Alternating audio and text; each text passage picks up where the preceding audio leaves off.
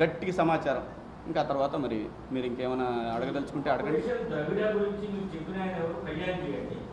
చేసుకునే వ్యక్తికి వచ్చేటటువంటి 10,000 రూపాయలు, ఆ 10,000 రూపాయలు తీసుకెళ్లి భార్యకి ఇస్తే ఆవిడ పిల్లల స్కూళ్ళల్లో కూడా డిమాండ్ ఎలా ఉంది, ప్రైవేట్ స్కూల్స్ ఇవన్నీ పోవాలి.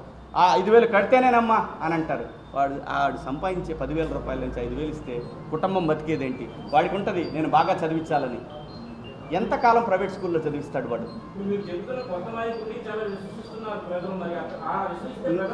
నేను మీకు చెప్పానా ఏ నాయకుడు ఎవరైనా? నేను చెప్పలేదు, నాకు తెలియదండి. నేను ఎక్కడా కూడా లీగల్ విషయాల్లో ఇరుక్కోదలుచుకోలేదు. నా సేఫ్టీ నేను చూసుకున్నాను. ఎందుకంటే నాకు ప్రజల అండ ఉందే తప్పితే మిగతా అండ నాకేం లేదు. ఇదిగో మాల మహానాడు సోదరులు వీళ్ళు నాకు సెక్యూరిటీ ఇచ్చారు. నేను హైదరాబాద్ నుంచి ఇక్కడికి వస్తే నువ్వు ఎవడరా అన్నారు. నన్ను ఇక్కడి నుంచి పంపించేశారు. అర్ధరాత్రుల పూట లేపుకెళ్ళారు, అరెస్టులు చేశారు. అయినా సరే ఎవరు డ్యూటీ వాళ్ళు చేశారు, నా డ్యూటీ నేను చేస్తున్నా. ఇందులో స్వార్థం. పరువు నష్టం దావా వేస్తే ఎవడు పోవాలా? ఇక్కడికే 4 ఏళ్ల నుంచి ఏం పని పాట లేకుండా, రూపాయి ఆదాయం లేకుండా కేవలం ఇదే పట్టుకుని తిరుగుతున్నా. నేను అదే చెప్పానుగా, లీగల్ అంశాలతోటి నేను ఇరుక్కోకూడదు. నా సేఫ్టీ నేను చూసుకున్నా. నాకు ఎవరు వస్తారండి? ఎవరు వస్తారు?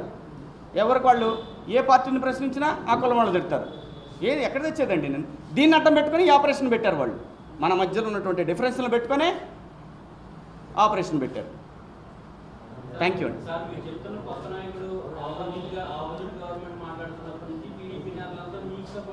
నాకు ఎవరు వద్దండి, ప్రజలకు సపోర్ట్ చేయండి సార్.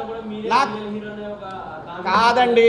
నిన్న ఒక ఆయన తిట్టాడు కదండి, సినిమా వాళ్ళు ఎవరు ఓహో కొట్టేసుకున్నాడు, ఊరికే రంకెలు ఎరిసేసుకున్నాడు. ఈ ఉద్యమం హోదా అనే దాన్ని స్టార్ట్ చేసింది సినిమా వాడు.